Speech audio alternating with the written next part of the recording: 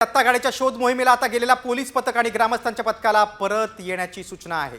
25 acre परिसरातील शेतशिवाराची पाहणी करून दत्ता गाडीचा शोध लागला नसल्याने आता शोध पथकाला परत येण्याची सूचना आहे। दत्ता गाडी सापडणार कधी असा प्रश्न आता उपस्थित होतोय। पोलिसांना परत येण्याची सूचना आहे।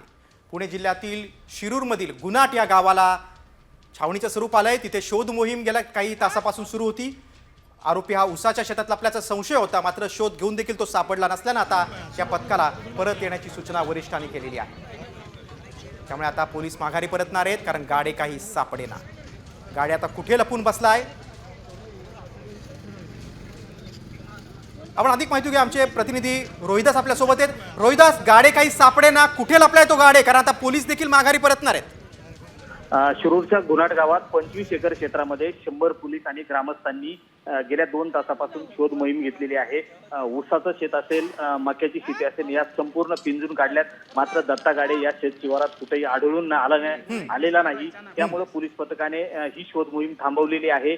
शोध पथकात गेलेल्या टीमला पुन्हा परत येण्याचे आदेश देण्यात आलेले आहेत। त्यामुळे दत्ता गाडे पुढे लपलाय हा प्रश्न या निमित्ताने विचारला जातोय।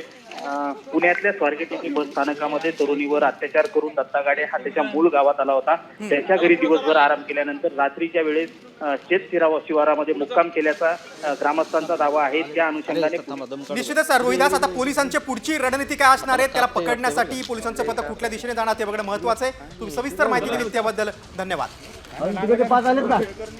अरे बाप लागले।